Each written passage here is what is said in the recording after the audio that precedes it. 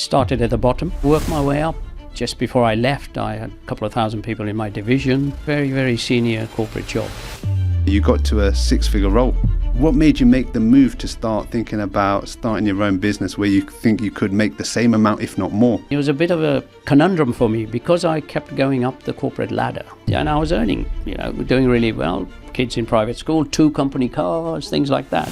You took the business to generate over £1 million in revenue. What key things did you do in the business to get to that number? Absolutely no experience whatsoever, either in myself or in the family or anything like that. But I've always had this attitude that, how hard can it be? Whatever you want to do, somebody else has done it before.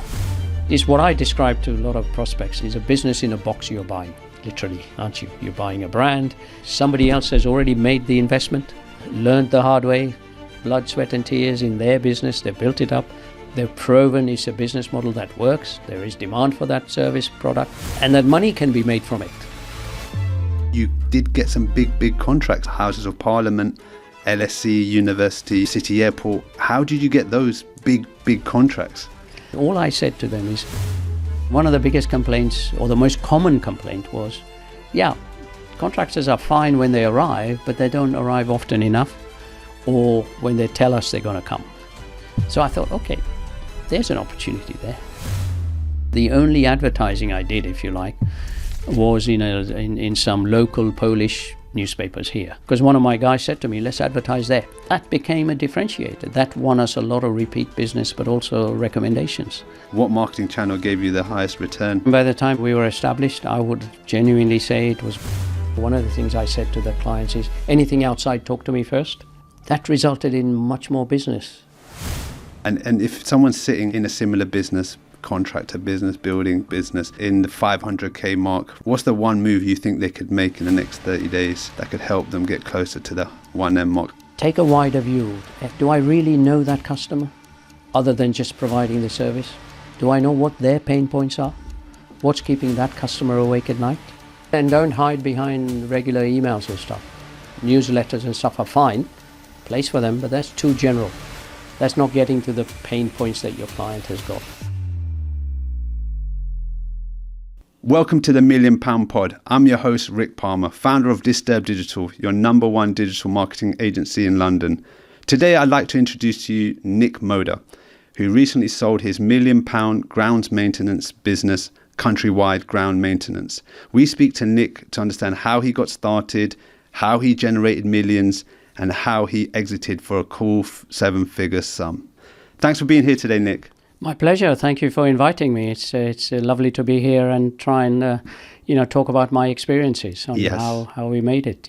Brilliant. Including all the mistakes, of course. Yeah, and obviously what worked to get you to those numbers. Indeed. We delve into, obviously, you went up the ranks. After schooling, you went up the ranks in corporate, I believe, before you started business. What did you do in your corporate after, schooling, and then you went into the corporate world? Yeah, well, obviously you don't start at the top in corporate at that level. I was very much interested in the car industry, loved cars, as we all do as youngsters. But I thought, you know what, I want to work in the car industry. So managed to find myself a job, albeit at a junior level, in the importer of BMWs and Alfa Romeos in those days in the UK. Started at the bottom and kind of worked my way up, literally, I guess, over the coming 15, 20 years. Ended up being pretty senior in the Nissan organization. I was head of European strategy, working out of the European headquarters in Amsterdam.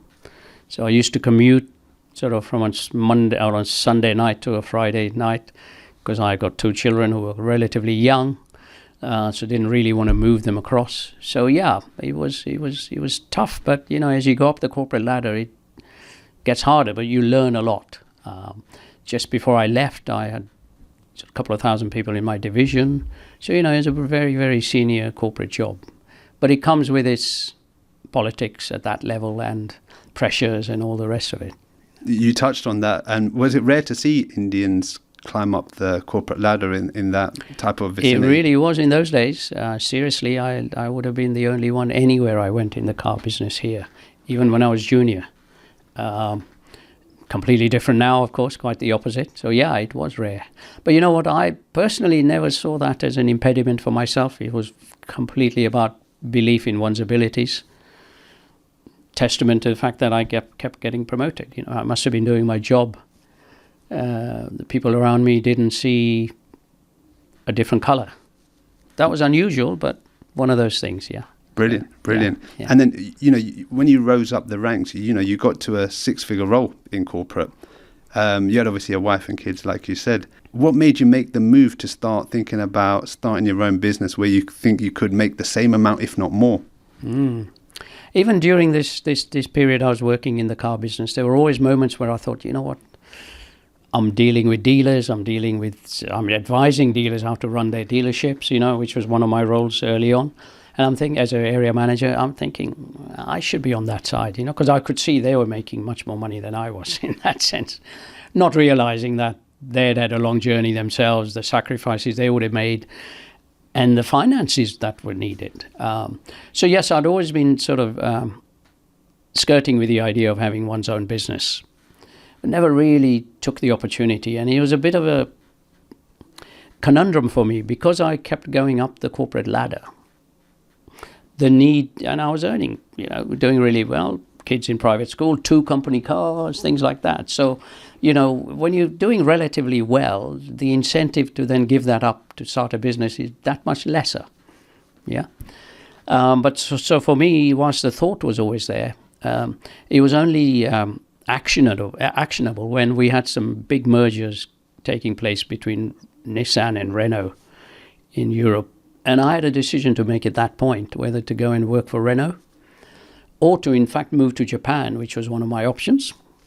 And I really didn't want to do either. So I thought, you know what, let's perfect time. If I can't decide, let's think of doing something else. And in parallel, I had always had interest in architecture, in general building and stuff. So in fact, although we talk about Countrywide Grounds Maintenance here, I actually started by starting a building company. Absolutely no experience whatsoever, either in myself or in the family or anything like that. But I've always had this attitude that, you know, how hard can it be? How hard can it be? Whatever you want to do, you know, somebody else has done it before, right? So I happened to build my own sort of big new house or a big extensions to the house, and I was working with a builder or his supervisor actually. Spent like an 18-month relationship with him. And we got talking and he said, look, one thing I need is I want to start up my own building company, but I don't have the front, if you like. And he's a brilliant builder. So I said, yeah, let's start together. And we started with a small extension in Barnet. But I already, because I was in strategy before, I'm already thinking, where are we going with this? So we built that business up into a very large business. And then, of course, Countrywide Grounds Maintenance came along because I felt I needed to something alongside the building company to do grounds maintenance. Amazing. And you know, when you started the grounds maintenance business, it was a franchise. Yes. What was it about franchising that you liked, that, you know, that attracted you to go and take that on? So franchising in itself, of course, is ubiquitous. We all know what franchising is. A lot of businesses we see, from your McDonald's to Starbucks to anything else, are franchise businesses. So it's a very well tried and tested commercial relationship. And what franchising does for somebody who wants to start their own business is it fast tracks the ability to start one's own business, because you're buying into an existing business, a brand, and systems and processes and all market positioning, etc. So it allows you to fast track that. Yes, of course, you've got to put an investment in to buy that. But then the rest, so although it's your own business, you're not on your business, you're not in the business on your own, because you got the support of the franchisor. So yeah, that's one of the reasons franchising attracted me. Perfect. And how did you find that right franchise for yourself? Almost quite by chance, to be honest. I was visiting, there are annual franchise exhibitions. I happened to be at Wembley visiting. I wasn't particularly looking for Countrywide, per se. I was looking for something else, actually. But then just happened to come across their stand. Something attracted me. I don't know what quite. Started talking to the people, and I thought, this fits in nicely with my building business.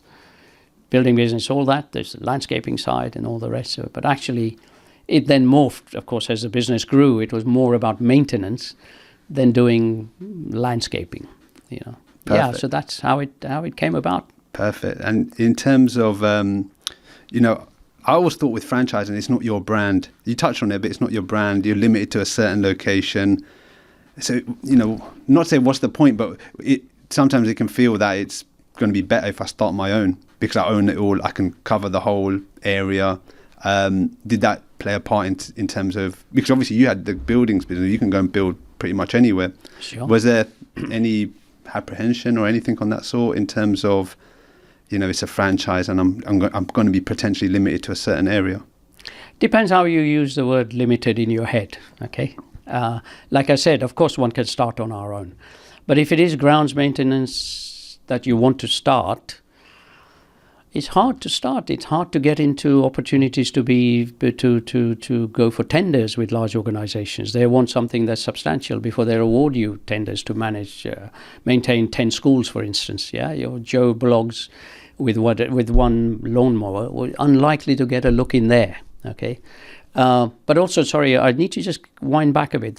My 20 years prior to grounds maintenance, my 20 years in the car business. Car business is all franchising. Car dealerships are franchised.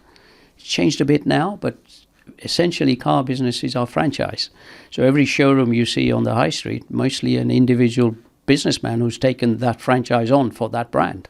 So I was already immersed in how franchising works, completely understood the benefits of it. So it was an easier leap for me. Yes, if you are a franchise in a given area, yes, you're given a certain territory. But the way the territories are worked out is they're given enough for you to build a business. As witnessed, multi-million-pound businesses can be built within territories. And of course, it depends on the brand itself, of course. Of course. And does one need experience in that particular field to be successful in franchising? Does it help the cause? Because obviously you went from, you know, your industry, your experience in the car industry, buildings industry, and then you went to grounds maintenance. Yeah. I mean, do you need experience in the niche to take on a franchise and make it successful? I think what franchisors look for is not necessarily direct experience. What they look for is the individual and their background and their passion and their character to make things work and the ability to be your own boss, as it were. Yeah, I think if you tick those boxes, then you can be successful in pretty much any franchise. Of course, there are some very specialist franchises where you might need specialist experience. But something like grounds maintenance, I had no direct experience of ground maintenance, but I had management experience, how to manage staff, how to motivate staff. I had all of that experience. I had general commercial experience, so how to negotiate contracts and stuff like that. One already had that from one's experience, you know. So it's the wider experience that matters rather than specific industry experience. Perfect. And in terms of clients, generating your first clients for that business, what did you do to generate new clients after taking on that franchise? Yeah. So what happened when you take a franchise on? They should at least show you, train you on how to find customers, right? So that's part of the training. And one of the things I was kind of told to do, you know what, get in the car and drive around in a mapped way, looking for the type of premises we want to maintain. So we were maintaining only commercial premises. So what are they? Schools. Schools have lots of fields, lots of hedges. Some of them do, at least. Maintain those. Somebody's got to cut the grass. You know, it doesn't stop growing. Things like cemeteries, things like industrial parks, things like that. Yeah. So anything like that. So what I would do is I'd just cold call, knock on the door, find out who's the manager, who's the business manager if it's a school, with my brochure, and just give me the opportunity to quote. And that's how you start. So my very first contract was £100 a month contract to cut it was a small school, to cut a small nursery school's, little grounds. That's how it started. Wow. But then it kind of word of mouth gets around. But of course, being part of the franchise, the franchisor also gets centrally inquiries coming in. And if they happen to be in my area, they'd be passed on to me as well. Fine. Yeah, so I get an inquiry coming through from head office. Here's the address. Please go and see these people, which I would. And then take it from there. What would be the mix in terms of, let's say, leads coming from the central head office and ones that you got to go and find yourself? It was a changing picture. Of course, I had this franchise for 20 years. So in my early days, the mix was probably a higher percentage coming from head office, because they want to encourage and help a new start franchise. So they had their own telesales operations in those days. So they would constantly cold call people and get appointments for me. So a higher percentage came from head office. But over time, once we got to know your territory, once you got to know your people, your types of businesses in your territory, then I went out myself. Apart from the cold calling, which I slowed down on, of course, it was necessary in the early days, I decided to concentrate on the larger contracts. So I started networking at the right events where there would be opportunities for tenders that came out. For housing associations, for instance, there are many, many housing associations in London, even in the inner city, if you like, with 300, 400, 500 locations. So I managed to get in there and managed to win one, and then you win one, you kind of tend to win another one because you get a reputation, etc. So yeah, I decided that's where I wanted to focus. Fine. So that head office gave me less, if you like. Fine. So you started with cold calling, door to door as well. Yeah, effectively. And then exhibitions. Yeah. Anything, because cold calling and door to door, anything particular you did differently than others that got you through the door and get you that contract? Yeah, well, yes and no. I don't know whether it was different. It worked for me. Yeah. Yeah. And remember, I'm not talking about cold calling a house, right? This is a commercial business. So it's easier to at least get onto reception. So certainly the door tends to be opened in that sense. They don't know who you are when you arrive, right? You say you might think you're visiting, seeing someone. But I think one of the key ways that made a difference is all I said to them is, just give me an opportunity to quote. I assume you've got an existing contractor. 9 times out of 10, they'd say yes. Sometimes what they would say is, we do it ourselves. Our maintenance man does it. Then I'd look around and very politely point out, he's obviously struggling. Because often you saw the maintenance man wasn't just responsible for cutting the grass and hedges, he was maintaining the toilets or the classrooms and all of that, which is a bigger priority for them, right? So this is about being vigilant. When you walk in, you can see the state of the grounds. If they're not looking particularly good, they're struggling, either budget-wise or, So it's about doing a bit more preparation, doing your homework before you walk in, yeah? So that is important. And that allows you to get in, I think, and give and build the confidence to the other side. They respect you. Oh, you've already done some thinking, yeah? And then all I would say is just give me the opportunity to quote. And it wasn't about undercutting anyone. It was about demonstrating the services we gave. And of course, being a franchise organization, we had some fantastically prepared brochures, proper branding, yeah, things like that. That kind of gave us confidence with the customer. Yeah, you touched on it, and I was going to say, what differentiated yourself from others in that ground maintenance space? Because on paper, you could think they all pretty much are the same. So what was the differentiators? Yeah, so I think apart from, of course, you got to be on the ball with making sure the pricing is where it should be. I think the real differentiator for my territory or for my business was the consistency of service.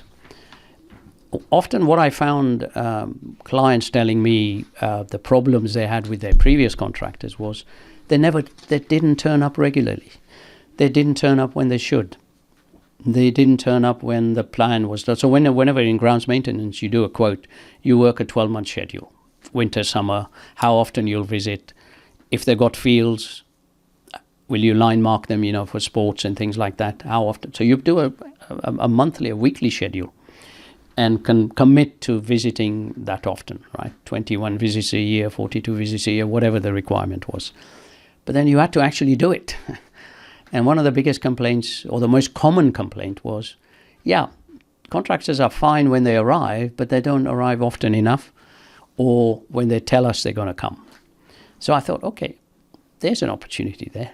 Make sure you actually arrive when you tell them you will. It takes a bit of work behind the scenes with my staff and scheduling and planning, but that became a differentiator. That won us a lot of repeat business, but also recommendations to other schools. Schools talk to each other, obviously, maintenance people or business managers.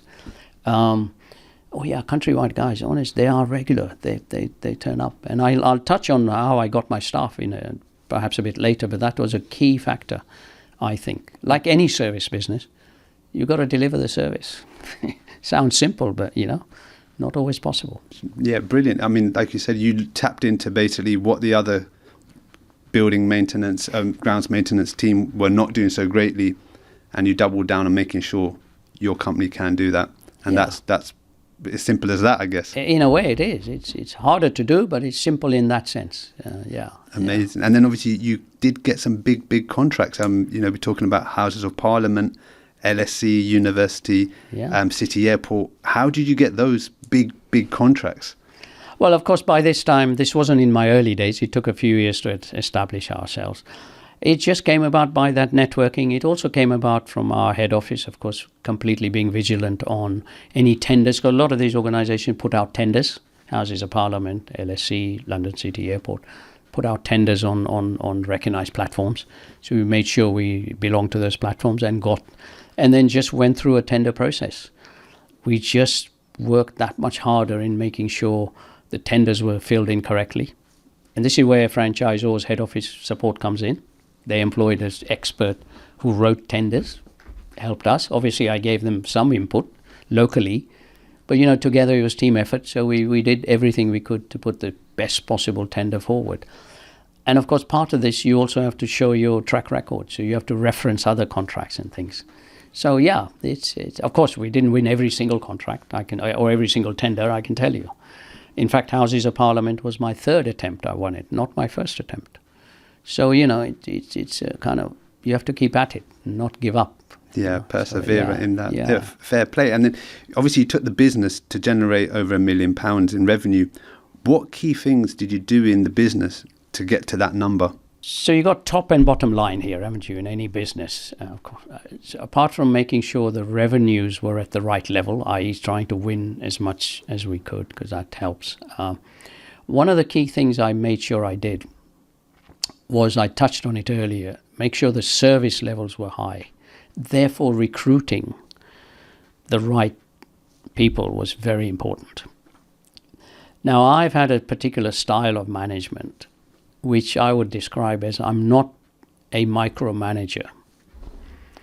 Of course, I can micromanage when I need to, but my philosophy in life, as I've gone through commercial life, is, of course, you can micromanage, but I found it wasteful, quite frankly.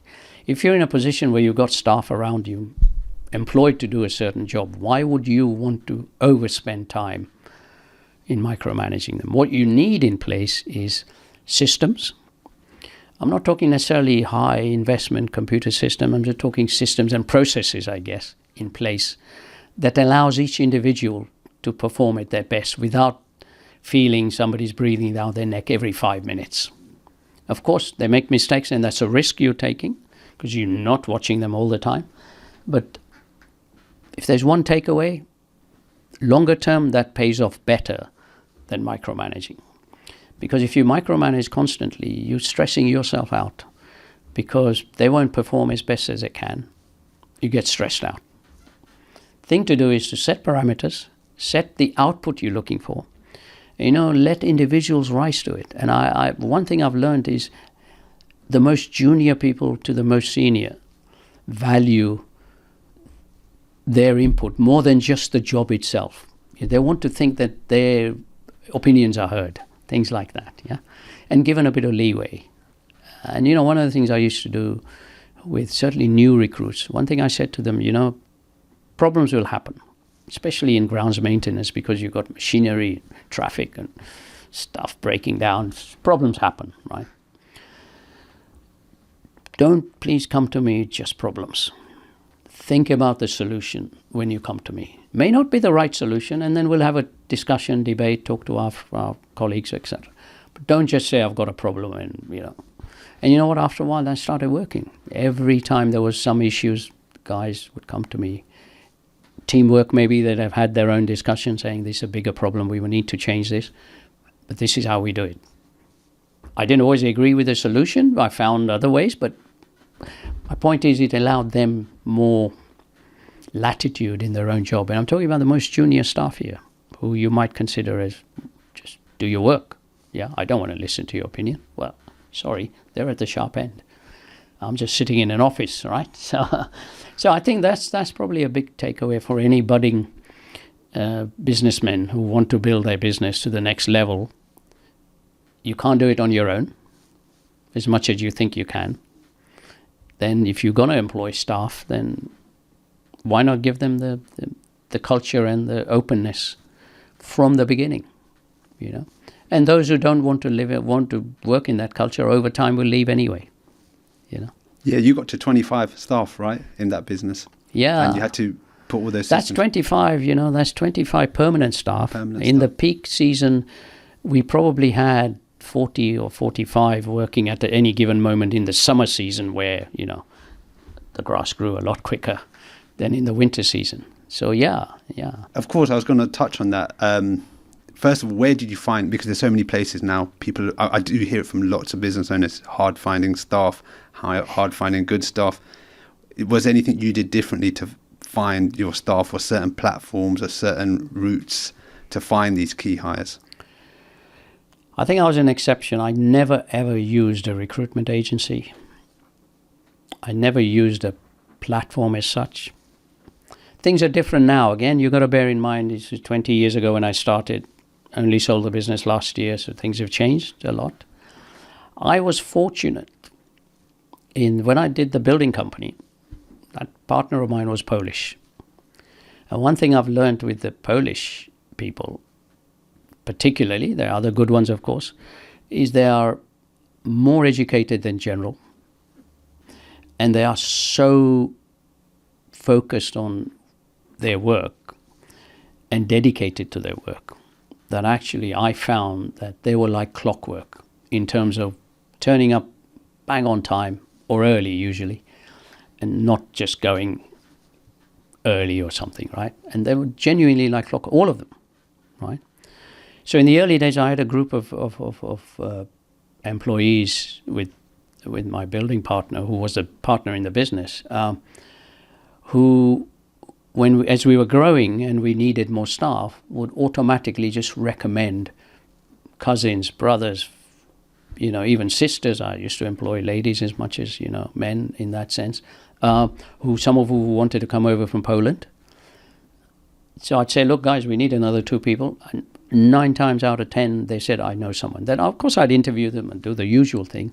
But because they were already coming as part of family almost, or friends, you know, they didn't want to let down their friend or family who was already working for us. So for a long time, I did not need to advertise. It's just word of mouth, as it were. Yeah, we got 1 or 2 wrong ones who turned out to be lazy, and they went, you know. But generally, that's how I think that's unusual. That's unique. I must admit, but it kind of worked. Unfortunately, Brexit put paid to it. Be blunt about it, yeah.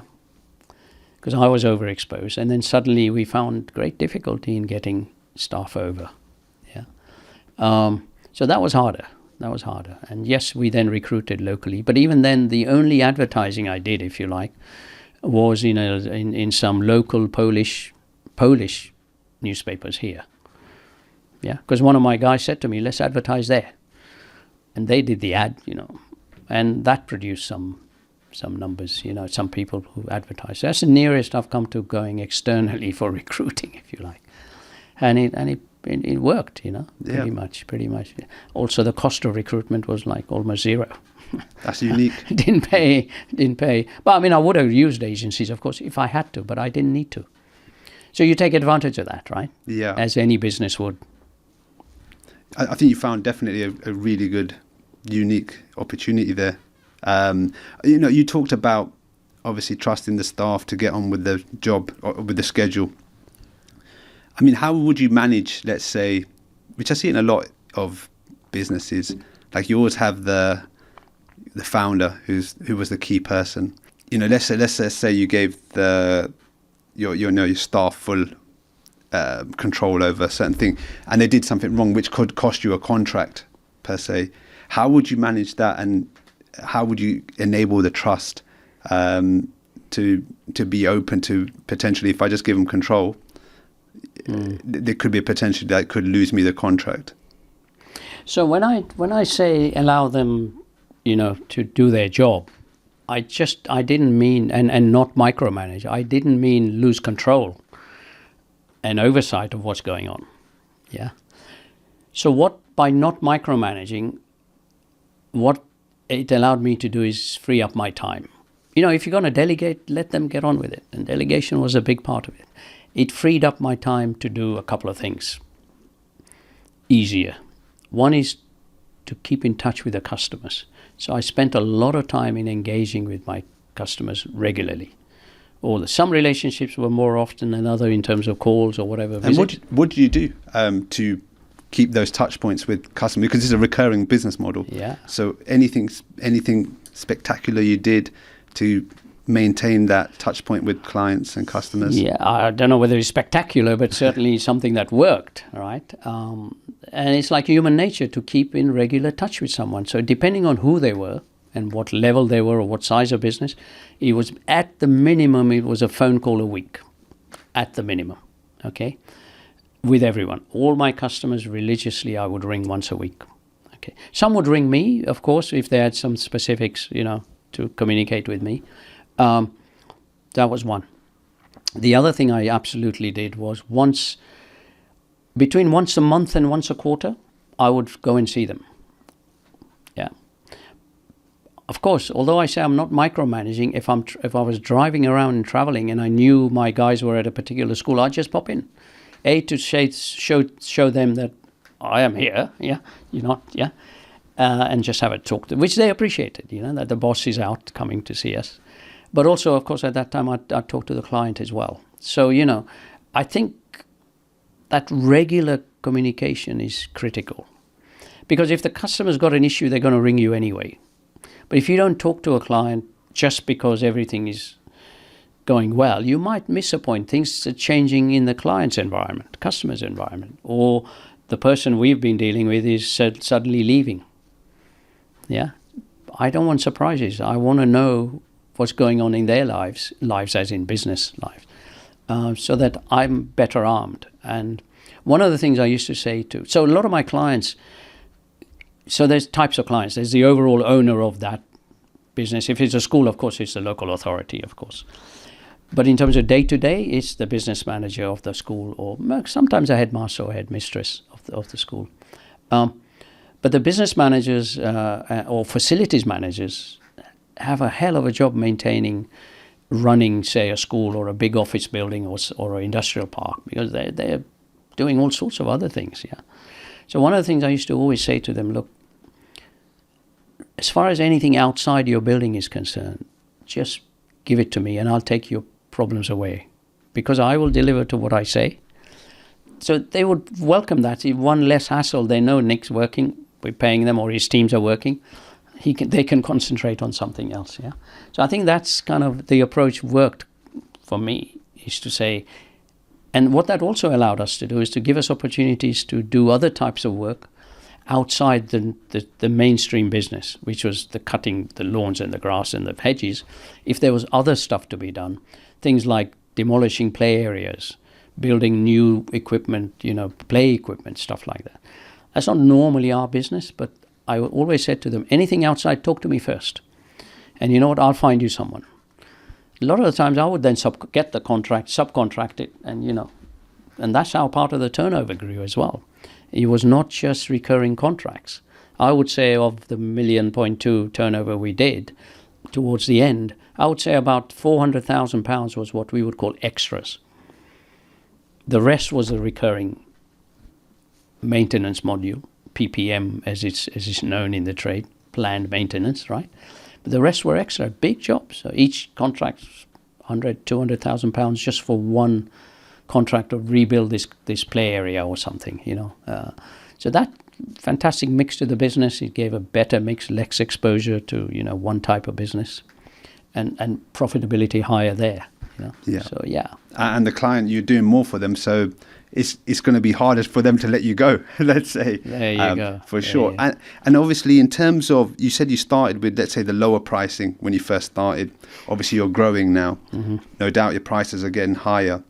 How would you manage bringing up the prices or increasing the prices of, let's say, old clients? Because I know pricing can be interesting. Sure. So how did you manage? Because obviously you would have taken on so many new clients. Maybe they're paying you more. Yeah. Still got old clients, maybe on old rates.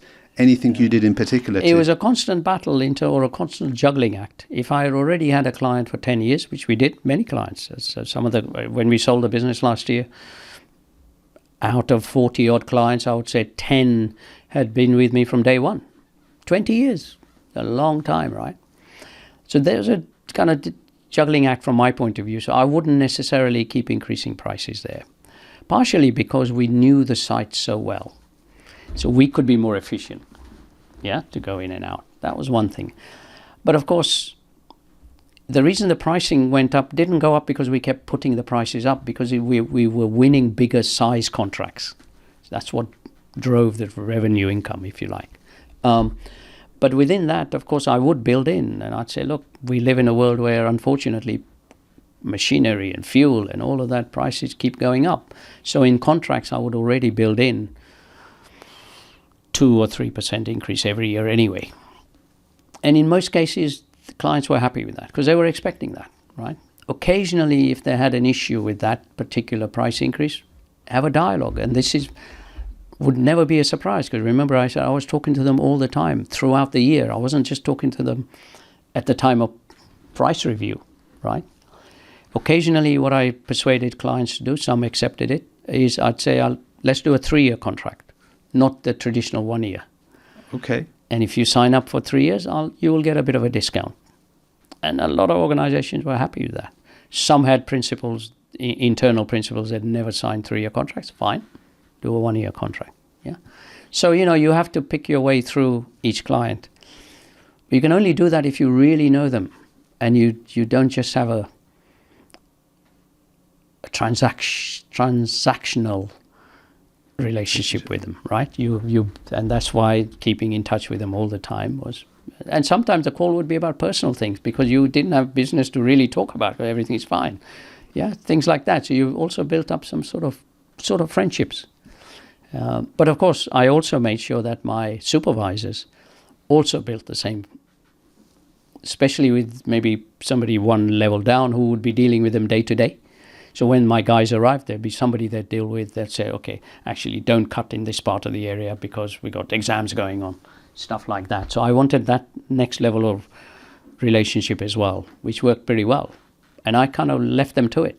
I make it all sound easy, of course, in hindsight. There were times when issues would happen and you stress out, got no hair left, full hair out. But, overall, if you set your stall out in a certain way, which particularly with staff, because if it's a service business, it is all about your staff. They're the touch point. Machineries, I can buy the latest, fine, but if my guys aren't going to use it or not going to turn up, what use is that? So one of the key sort of takings I would give a budding entrepreneur, if you're going to employ staff, is honestly treat them as individuals. They go home at night, they've got families. They're not just a money-making machine for you. Right? They got aspirations. Be aware of that, try and get to know them much more, It makes sense. And you said it's not easy. You make it sound simple. Getting to that £1 million revenue mark, how many years did it take to get to that mark? I think we got to $1 million within about, it did take a good time. It took probably 7 or 8 years. But partially because I was deliberately, and it's going to sound very odd, we could have been at 2 million, quite frankly.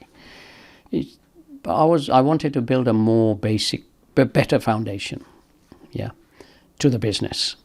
And I felt I didn't want to chase business for the sake of it. I could have chased it discounting more and what have you, but I think doing that is not a long-term viability, to be honest, because although we talk about £1 million turnover, the other side of the coin is, well, how much profit do you make? Of course. Of course. You could have gone million. I could have gone million within 3 years, possibly, or not have made any money, probably lost money that might have lost the business, right? So, that's top line is important, but so is the bottom line.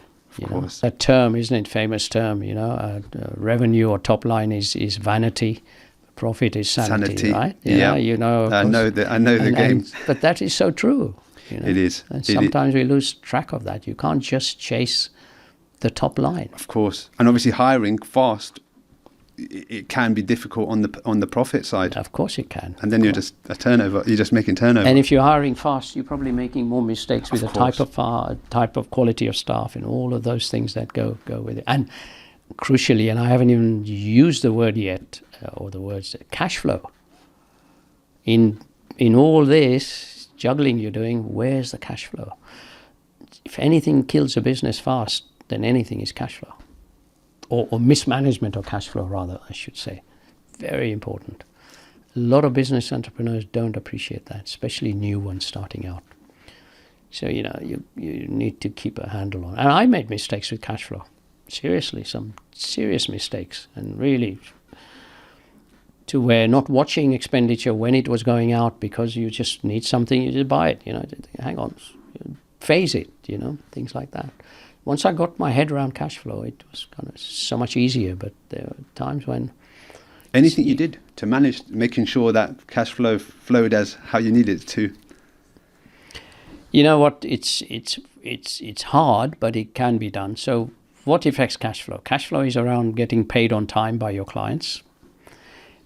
But of course, you got the demands of outgoings, paying your staff, creditors, inland revenue, tax, pay for your leases, whether it's buildings or cars or whatever, in time, right? So how do you manage that? So it's the incoming monies. With this business, we were lucky in as much as it's a recurring income business.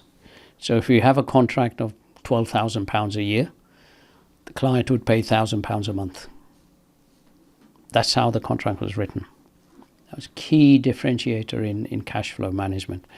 Rather than say, yeah, it'll cost you 12,000, but this month you pay 3,000, next year, it just made it so much easier.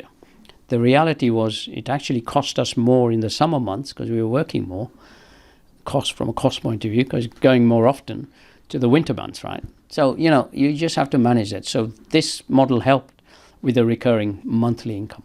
And how would other grounds maintenance do it? Would they do it like that, or would they have done it differently? I think it wasn't unique to us. Okay. That was kind of industry expected. Fine. So therefore, clients were used to that.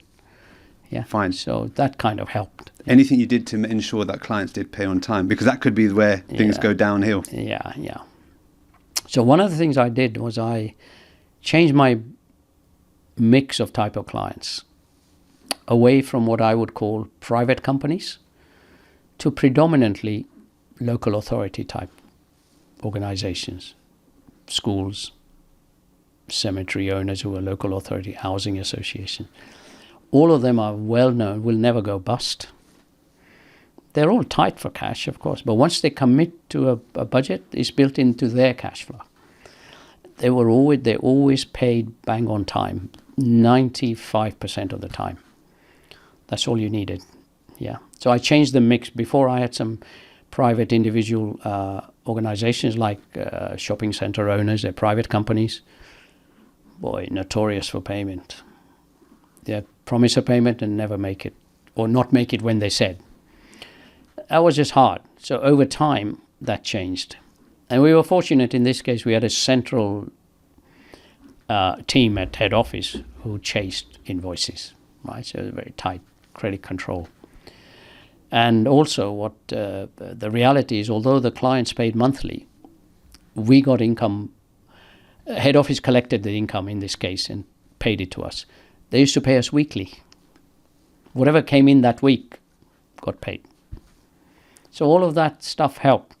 In fact, I was one of the few, talking to my other colleagues around me, other franchisees, we encouraged head office to pay us weekly because money was coming in every day, right? Or most days. So why sit on it, And they accepted that, and it works. So again, that's around bringing cash in earlier. So that's how you manage cash flow. Every industry is different. You just have to find the right way. But also, very simply, having a cash flow chart, having a cash flow plotted out by your one member of staff, or use your accountant. They're very good at it, and they will tell you how important it is. So use that, manage it. If anything, I micromanaged was that. Fair play, yeah. Yeah, because that needed micromanage. But that's me, I didn't need to. Staff gave me the reports. I managed it. So, yeah. You said you made the switch from, let's say, private companies to larger institutions. Anything you had to do different in your marketing, pitching, to make that, because it's going from, let's say, a certain level company to a next level company. Yeah. What did you have to do different to get those? So I think I touched on earlier. I think I just switched on to the focus on making sure we entered more tenders, making sure we went to the right exhibitions, and the networking happened. In the right area. There's plenty of opportunity. There's so many events going on for every industry, as you know. Just have to find the right one and be there. Would that mean you exhibiting at those places, or you turning up as guests? Both. Okay. Depends on what it is. Speaking opportunities, talking about a particular subject. Yeah, you just have to. And of course, nowadays it's even more so. In those days, it wasn't as in the public eye. Social media was kind of in a fledgling stage, things like that. Nowadays, it's in a way easier, but also, of course, people are flooded with stuff even more so. So you got to grab attention. Yeah. Which is different. Outside of the head office giving you guys new leads, new business, what marketing channel gave you the highest return out of the ones that you guys had to basically go and get business for? By the time we were established, I would genuinely say it was word of mouth by this time, odd as it may sound.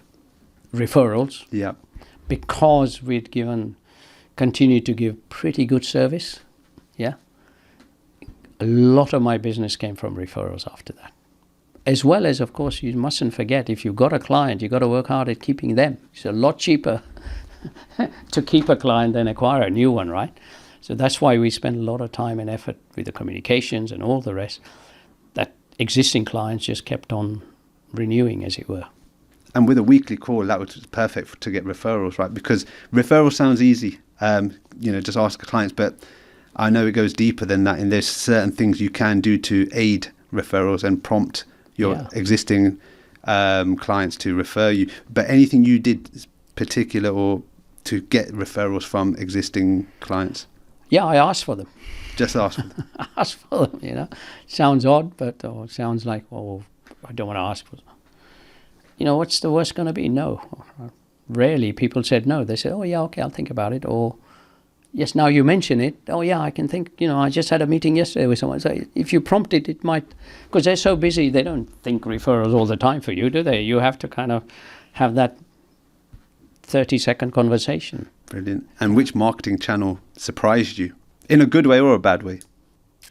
Well, what surprised me in a good way was, in fact, what we call the traditional head office used to do it, as I said, the cold calling. I mean, nowadays it's a lot less. We don't want to take calls from people, right? It's different. I'm talking about 10 years ago or whatever.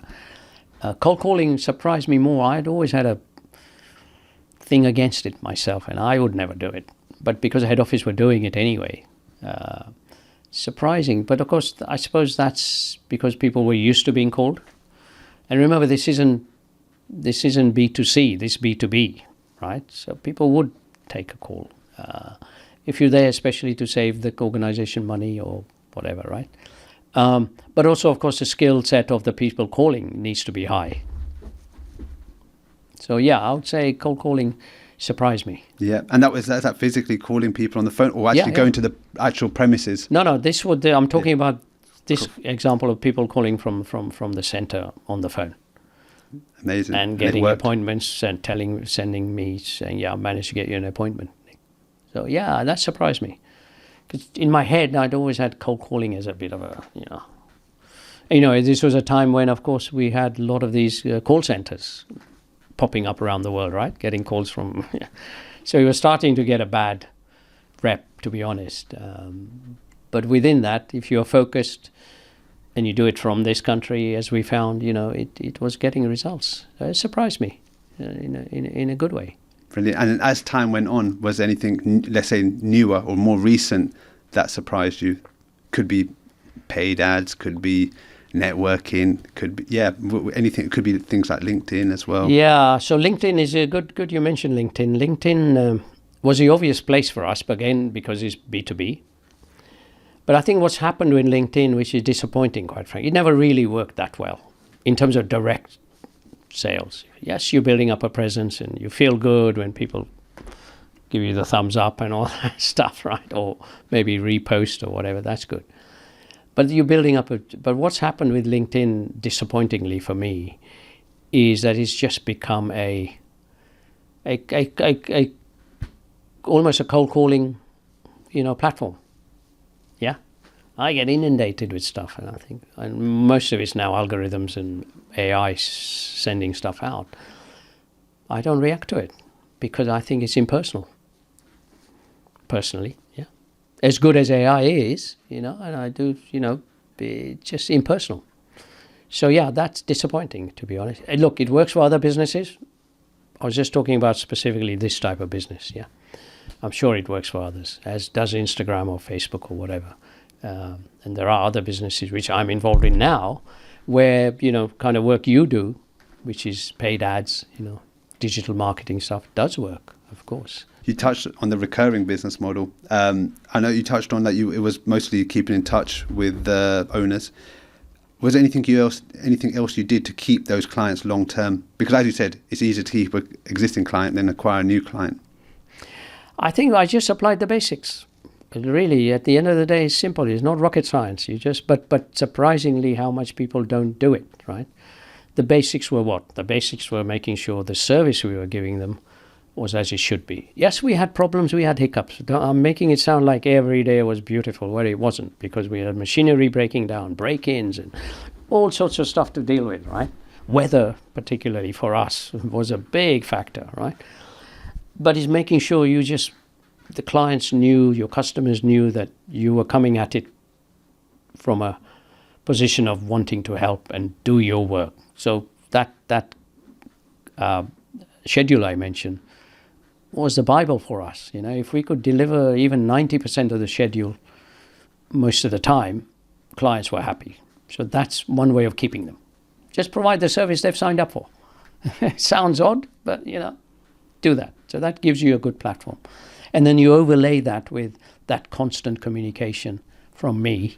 And that was directly from you, that constant communication? Yeah, absolutely. And that's where I spent my time. When I wasn't micromanaging, because I didn't want to.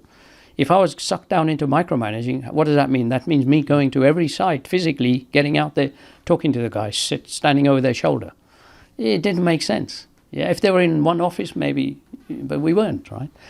So I think that level of, I'm going to use the word intimate, but it was like that level of intimate communication undoubtedly helped with retaining these customers.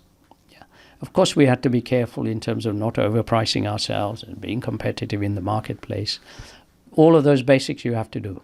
Yeah, but those two things probably is what was the key success in retention. That's amazing. Yeah, so you had to actually do the actual communicate, which is, so they're buying into you, it's trust as well. Yeah, and all of that. And I see that as a simple thing, because I'm the one they bought into in the first place. I'm the one who went to see them, gave them the quote, told them to trust me. Yeah, I'm the one who met maybe their boss, yeah, etc. So I was a face in that sense. Yeah, and as an individual, I love talking and chatting. I'm relaxed anyway, so it kind of makes it easier. Do a bit of banter or whatever, For sure. All of that helps. And obviously, as you grew and you talked about some of your staff at sites, how do you maintain the quality as the business grew? Good question, actually. And that was a harder thing to do than you think. I think this is where head office helped a lot in terms of already had, tried and tested processes, tried and tested methodologies. So you just drew on that. And the quality grew also by having proper reporting systems in place, all of that, quality audits. There's so much more going on under the surface here. I'm not even touching on it, but there was a hell of a lot of quality audits going on, etc., to keep the quality. And yes, I would do some audits myself, unannounced, where I felt there was maybe needed auditing. So I would turn up, do an audit. So there was a system, or my senior staff also did audits, like documented audits. So basically a check on check against the schedule, but also check on, the actual quality of what's work. going on. Yeah. So all of that was going on all the time behind the scenes, or next level. Yeah. Quite a lot going on. So I think that helped. So growing, if you already have good systems and processes in place, becomes easier. As long as you're managing, of course, the cash flow and all the rest of it while you're growing. But so that got to have, so in other words, the message, I suppose, the takeaway here is make sure you've got the right processes in place that are appropriate for your business. Let's not overdo it for the sake of it. Have the right metrics in place that allow you to see your business. And ideally, those processes and metrics should be set by yourself, right? Or from the owner, because they know the game. They should know the game inside out. Exactly. In the early days, I drew from head office because I was new to me.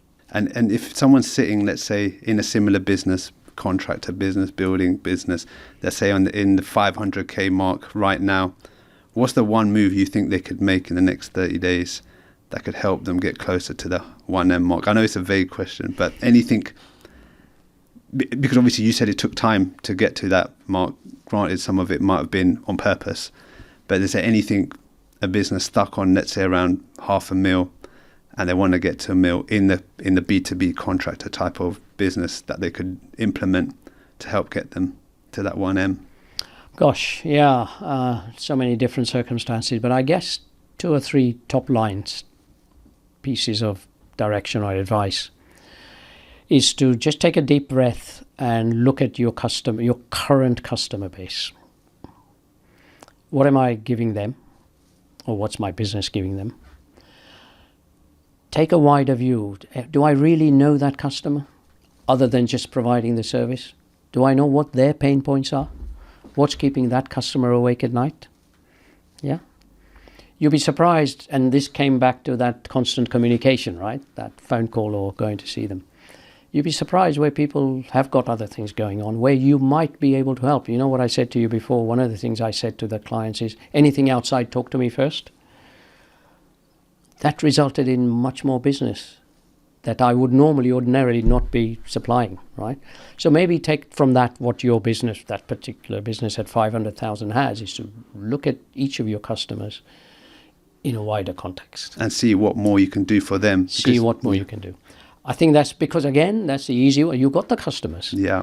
So if you can add another service, wider service for them, they're bound to trust you more because they already trust you. Okay? Rather than say, where am I going to get brand new, another $500,000? Harder said than done, right? So that's an obvious 30-day thing. Yeah, that's a good one. It takes one day to analyze. Yeah. And that's where those key calls once a week, no doubt, were helping to extract. Or if you're not talking to your customers regularly, make a point of doing it. For sure. And don't hide behind regular emails and stuff. Newsletters and stuff are fine, place for them, but that's too general.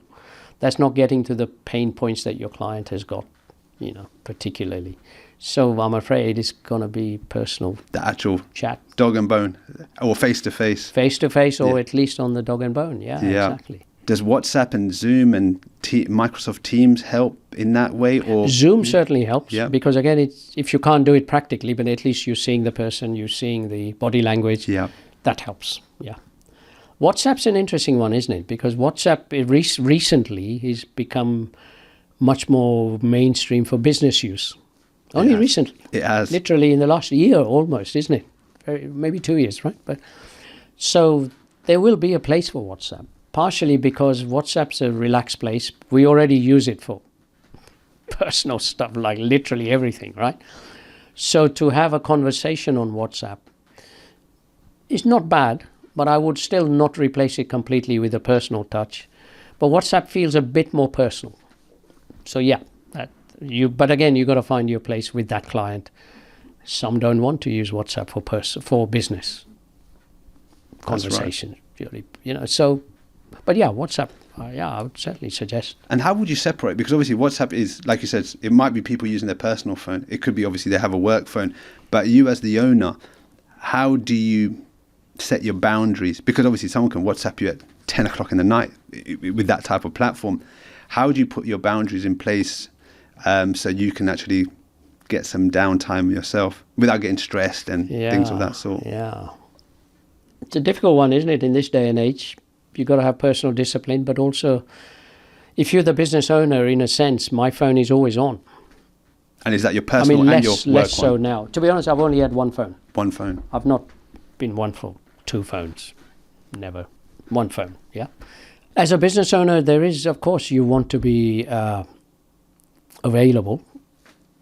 But then it's also about your own personal regime, right? And it's also about educating people around you. The fortunate thing for me, because I was B2B, you had less out-of-hours stuff going on, unless it's an emergency, yeah? Or less at the weekends. When I had the construction business, my God, that was us all dealing with individual people. And that was anytime the phone would ring, weekend, Saturday, Sunday, evenings, right? Because it's B2C. So again, it depends on kind of business you're in. But also it is about setting your own personal parameters and having your own hygiene, isn't it, in terms of what you're doing. If the phone, you put it away at 7 p.m., you're not going to touch it, right? Very tempting to look, because if it's your own business, so it's a very delicate one. I wouldn't want to advise anyone one prescriptive way, yeah. What works for you? Works for you. But also, remember I talked about delegation? If you've got the right guys around you, they can soak up some of that for you as the owner, yeah. Delegation is around, that. So some of your senior people around you can soak up some of that, yeah. Other people I speak to, other business people, one of the things they do is, if there are 3 or 4 of them, they divide up their time. If there's a need for constant customer interaction, if there are 3 guys in the business, or 3 or 4 people, senior, some of them would say, look, I'll take it this weekend, or I'll take it in these hours. So there are so many workarounds, aren't there? Yeah. It makes sense. And one thing that you're really hot on is networking, Nick. You did touch on exhibitions, but for this particular business, did networking groups help grow the grounds maintenance business? Not as much, because depends where you were. It was more the reasons exhibitions and those kind of works. And because some of these exhibitions also had within them networking going on, right? And again, remember, this is B2B, but also for me, the business mix, because I'd moved it to local authority type business, it wasn't your networking, your BNI type networking for the grounds maintenance business. Would not have worked, because I couldn't see how small to medium-sized businesses, which BNI generally represents, how they could particularly give me big contracts. Not enough of course. The odd one might, yeah. So you have to focus your networking on where you are likely to meet or interact with your target audience, But we are fortunate that networking is so prevalent. In fact, there are so many networking groups, right? But you've got to walk your way through them and focus on whichever one, it works for you, or should work for you, or where your target audience resides. Yeah. And you touched on it in terms of the BNIs of the world. Obviously, you've been to a lot of these networking groups. Let's say you're not selling to, those big institutions. Yeah. Which ones would you say would be the best, who have been the best networking groups for you as we speak today? So my business that I'm in is different now. Having sold the grounds maintenance business, I'm a franchising consultant. So for me, yes, BNI type businesses would work. But there are a number of others out there, such as there's one called Business Junction, predominantly in central London, of much more of professionals and corporates, lawyers particularly, who frequent those. Relaxed atmosphere. They're not as regimented as BNI. These are relaxed. So if you feel that's where your sort of focus is for types of clients, that this definitely works. And the rest, what is about going as a guest. You don't need to belong to some of these groups. You can just turn up as a guest. But the key thing, so when you meet someone, it's very common to say, what do you do? I try and refrain from that. My first question is rarely, what do you do? Sometimes I want to build up a bit of a relationship with that person. Now, it depends how much time you've got at that moment. Sometimes you only got 5 minutes, sometimes you got all evening, right? But a little nugget to build up a relationship, because it's about relationships. That's why you go to networking. I would start with, I might notice something they're wearing, talk about that. Might say, you're a bit out of breath. Have you been running? Let's get you a cup of tea or something. You notice something. Nothing personal in that sense, or negative, but, just to start a conversation. Or, my most sort of common one is, what's the best thing you did today? Or what's the best thing that happened to you today? Or this week, or whatever, right? That kind of throws them a bit. And then you're starting a conversation, not, what do you do? Well, I'm an accountant. To be honest, end of conversation. Yeah. Isn't it, if you think about it? The next question might be, okay, where are you based? But that's about it, right? Whereas here, you get to know the person. And then, they may be an accountant, fine. But by this time, you've got to know them a bit. And then you're processing in your head, well, how can we kind of work together? And then naturally, what happens is they then ask you the same question back. Well, what about you? What's the best thing happened to you, right? And then you kind of take it from there. It seems less transactional as well. It is, and I think, but it's very difficult to do that because everybody around you is there. What do you do? That's it. To generate business, right? Yeah. So these are things I've learned over time. I used to always ask, what do you do?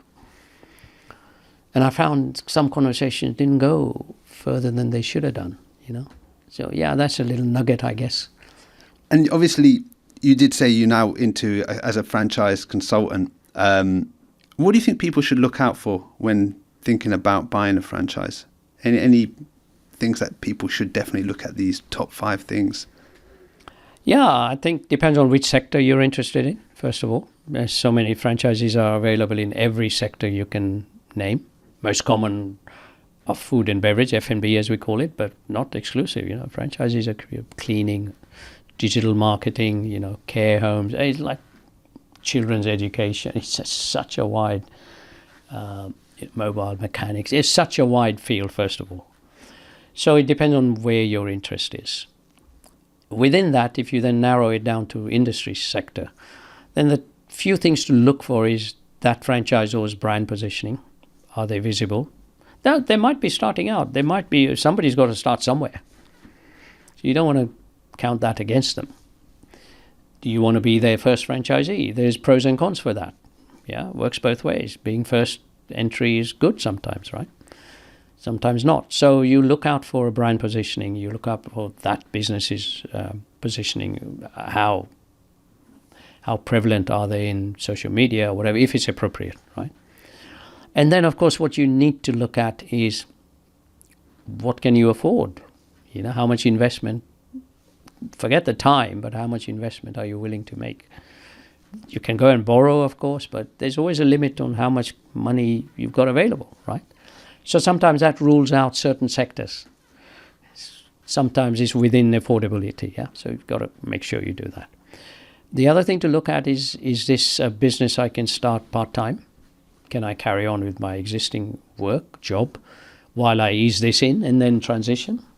Or in some cases, no, you've got to do it full-time from day one because you get the most out of it. So you've got to ask that question. And then whichever you answer will take you to a particular franchisor. And then, of course, you do need to find out by talking to a target number of franchisors, what's their support system? How does their training look? How does that, all of those natural things you need to ask. But it's a phenomenal way for somebody who's never been in business before, who really wants to get into some kind of business. Then it's a ready-made, it's what I describe to a lot of prospects as is a business in a box you're buying. Literally, aren't you? You're buying a brand, you're buying, somebody else has already made the investment.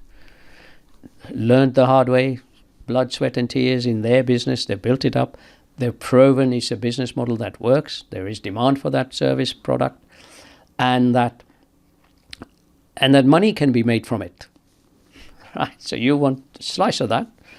So I'm fast tracking all of that, right? Buying that business. Of course, you're paying for it, but it should be value, of course, in what you're paying for, because the earnings potential must be there to earn back what you're paying, right?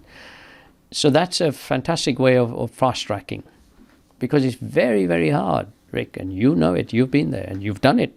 Credit to you, but it's very hard to start on your own. It is. And build it up to something substantial. Whereas what franchising gives you is not only shortcuts, fast tracks the business, but also potentially opens up the growth to the business much quicker than you would have done it yourself.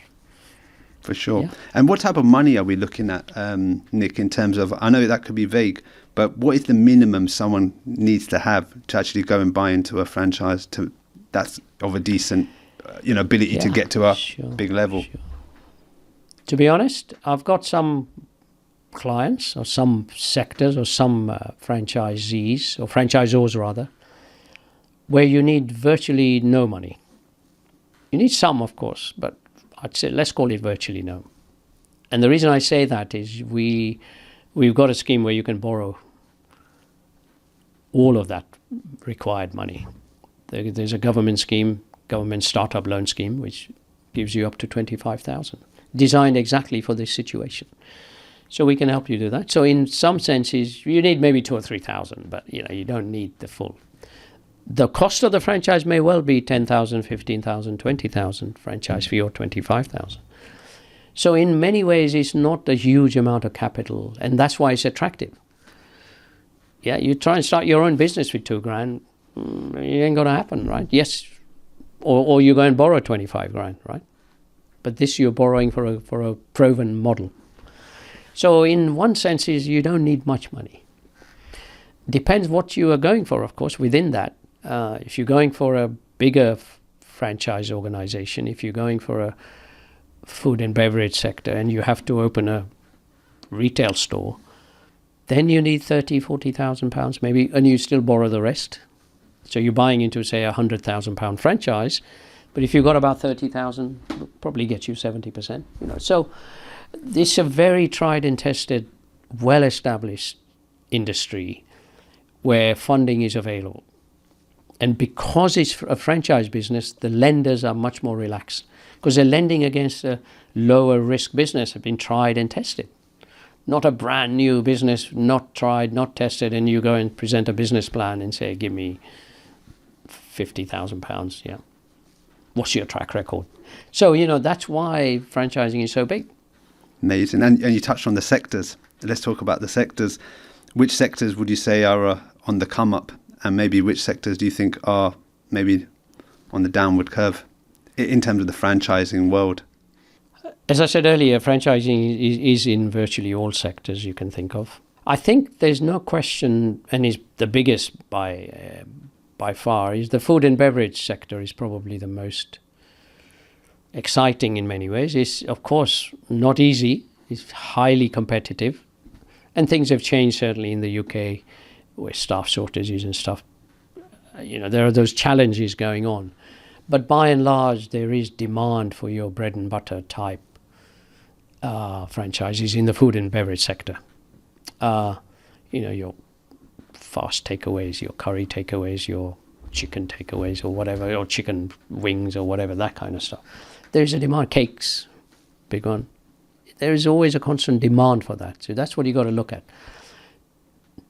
That level of demand isn't changing, right? So I would say food and beverage probably is always has been big and continues to be so.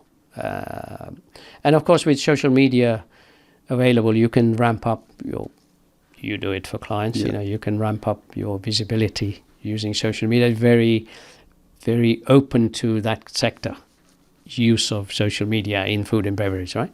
Very Instagrammable and all of that stuff, which you know about.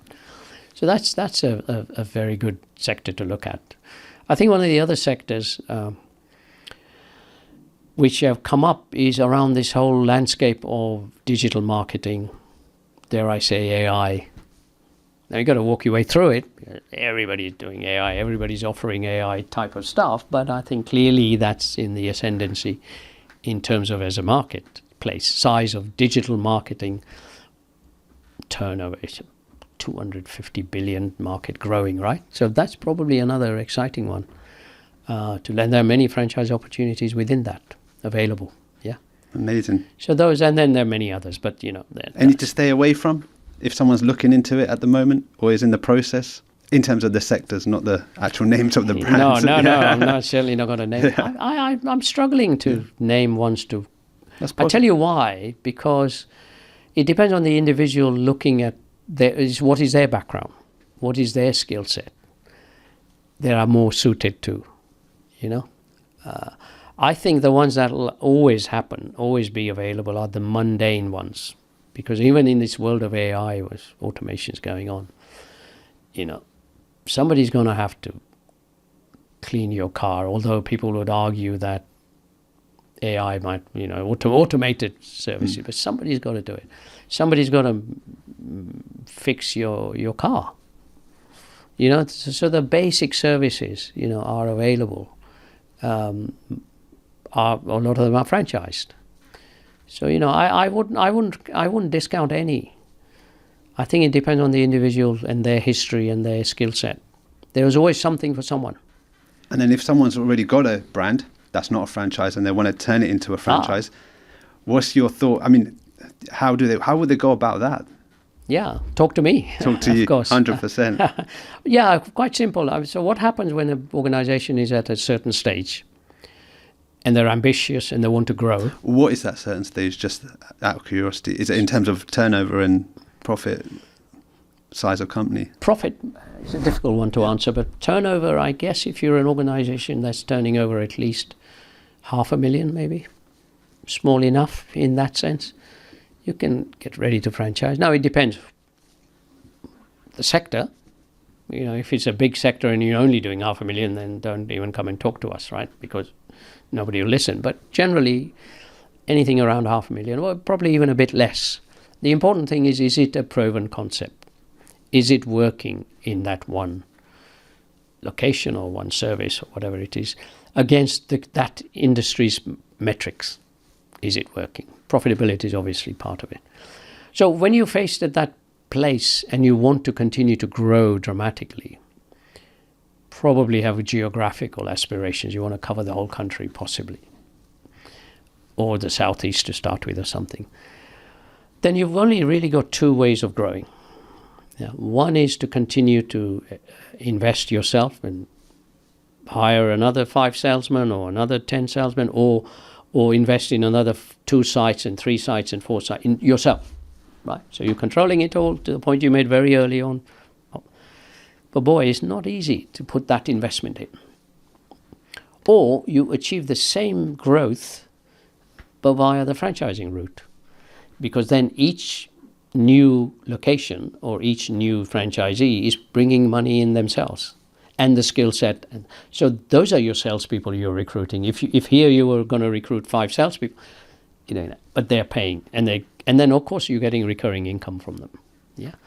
So there's only those 2 ways really, and for a lot of businesses, franchising makes big sense, because what happens if you've got real big ambitions eventually, when you scale up and you want to exit? Let me tell you one thing: your valuations are going to be different. Same business, you may have grown it this way, same turnover, say you got to 20 million. Through franchising, you got to 20 million, you got 20 franchisees. So in some ways, same. But if you've done it yourself, your business, your balance sheet is going to be shot because you borrowed, right? Probably to grow, haven't you? Right? Whereas here, your balance sheet is nowhere near, because your money is coming from these individuals, right? And therefore, likely buyers are going to pay more times X here in franchising organization than here, because balance sheet is cleaner, and whoever's coming in feels they can treble that, continue the franchising journey, which is easy to continue. So there's also those benefits. I'm jumping ahead, but I'm giving you the sort of art of the possible. Brilliant. And then obviously you exited for a cool 7-figure sum. How do you find a seller? How do you find a seller for business? It's very easy in the franchising world. Your Okay. franchisor finds you a seller, because if it's a good franchise, there are always people inquiring for existing businesses, right? So in that sense, it was very, very easy. So after 20 years, when did you first start thinking about exiting your franchise? From day one. From day one. Brilliant. Well, Yeah. practically from day one. You always knew you'd exit at some point, right? It just took longer than I thought. So 20 years. I renewed the franchise contract typically 5 years, 4 times. In today's day, if you had to start over again with zero reputation, what would you do in the first 90 days to kick off? Start a business, you mean? Correct, yeah. Gosh, to be honest, I wouldn't want to do it today. It's so hard. So much harder. But anyway, no. Having said that, I think there are even more opportunities today than ever of starting your own business. All down to social media, all down to the internet, shall we say, all down to availability of information, okay? I think the first thing, one of the things I would do is I would completely embrace, I'm going to use it in a wide sense, I would completely embrace social media. Now, you know more than anyone how hard it is to do it, Correct. but you've got to go into it saying, I'm going to really... Now, you then home in on what's appropriate, whether it's, LinkedIn, or whether it's WhatsApp for that matter, it sits in that category, or whether it's Instagram versus Facebook. I don't know the detail, but all I would say, certainly I would be doing, is embracing social media in a big way. In 2 ways. One is either looking for opportunities, business opportunities within that digital space, or if you're not in that space, because you may have an idea already to open a cafe maybe or something, still embrace social media fully. I agree. And on a final note, to employ somebody like you to do it genuinely, because you are the experts. Yeah. To make it happen. Yeah. Right? So certainly that's what I'd be doing for sure. 100%. I would say the same thing. Yeah. It will penetrate through people's, mobiles faster than magazines, faster than billboards, and it's trackable. If done correctly, your cost per lead, cost per sale. It's all measurable. Absolutely. But it does take a lot of bravery and courage to actually go and trust that and put big money into it. So you've got to put the money in, sure. And it's hard to find the right supplier in this game because there's no barrier to entry. No, exactly. And I think AI is changing the landscape yet again, right? So how do you embrace that in a meaningful way? Perfect. There'll be a lot of wastage around AI, I'm sure, but Yeah, so that would be my advice. Not that I'm going to do it, but I'll have more competition. yeah. Good stuff. Nick, thank you so much for spending time with us. And My pleasure. I really enjoyed it. Thank you. Amazing.